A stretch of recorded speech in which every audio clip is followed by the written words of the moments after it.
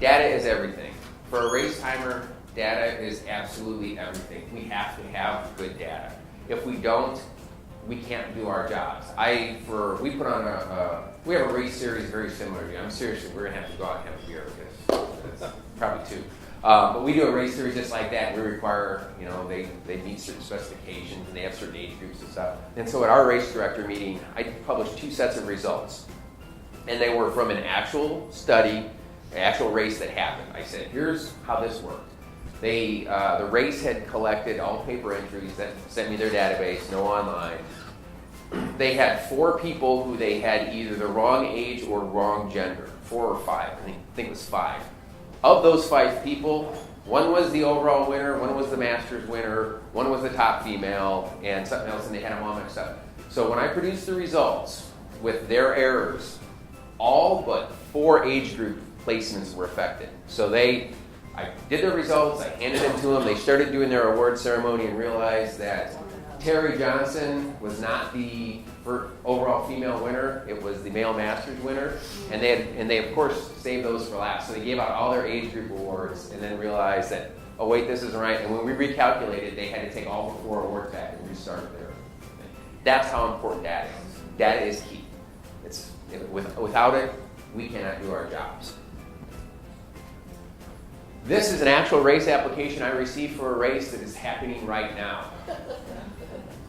Okay, this is Fred, by the way. I don't know if you can see that, but Fred has actually been put into races as fur. I've offered to buy him labels so he can put them on there. And he's 57 years old. I know it looks like he's 51.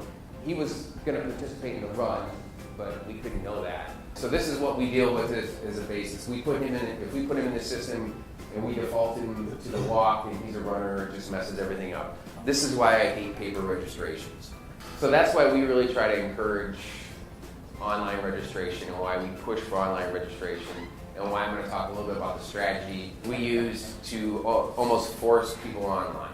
Why do we use online? It's got clean data. Clean data, clean data, clean data, clean data. We have a race we did not too long ago where through a couple different things had all but 3 participants register online. All but 3. And that was awesome. I got an email a couple days after the race, and have you all noticed nobody asks for help anymore? They demand their rights, but nobody asks for help. I get a nasty email from this lady saying that I entered her into the race incorrectly as a male, and because of my error, and I'm not exaggerating, because of my egregious error, she was denied her recognition at the awards ceremony and demands that a correction be published and her award be shipped to her immediately. And I'm reading this, I get this big smile. My wife says, "What are you smiling about?"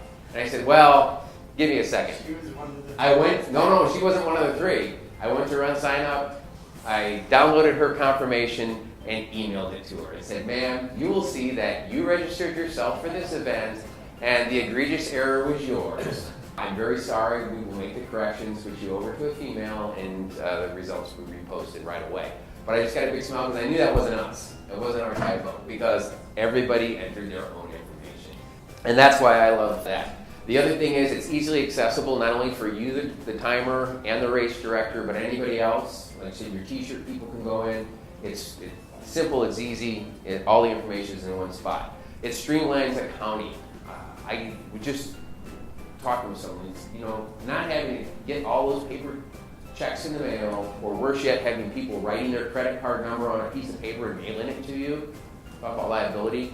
Not having to deal with all that is a time saver, and it's easy. You can always count your money, you can see what's coming in, what's going out. So online's perfect for that. It gives big race features to the small races. What Bob and his group have done with the notifications and the pushing of results, you couldn't do that at a race 3 years ago. You paid big money to have something like that. But I had a race in a little town of Rossville, Indiana or something. It's a race of about 700-800 people. It's a nice little event. The day of the race actually doubles the population of the town.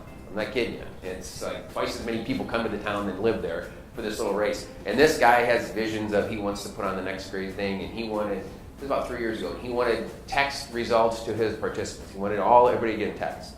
Now we have that capability. I said, well, we can do that. I said, it involves, I've got to bring in a server, and we've got to have connection to the internet, so you're going to have, and it's in the middle of nowhere, this barn or whatever. I said, so you're going to have to bring internet or bring in satellite or something so we can get to the web. I can do it. I'm going to have to charge you. I'm going to have to bring 2 extra people with me to man all this stuff, set it up, tear it down. And I gave him a price I thought would scare him so that we didn't have to do this. I said, like, so we're going to have to charge you $3,500 for that service. He's like, okay, good, deal. Damn. So I loaded everything up and we set it up, and as we're driving there, I'm using my phone for map directions. And all of a sudden I don't have directions anymore, and I look, 0 bars. There is no cell service in this county. I mean, anywhere. I was with a couple of my kids, I grabbed their phones, they're on different, I said, do you got any bars? No bars, no bars. Nobody has any service, any carriers. And so I got there, we set it up, and so we're pushing texts to people who can't receive them because they have no cell service. I was like, I made $3,500 off the deal, but anyway. Now what we can do is, like I said, that's something we can provide for that race at no additional charge. We can say, yeah, no problem. Make sure everybody goes online, and we'll do it. And probably the best thing that RunSignUp and online gives you is continuity.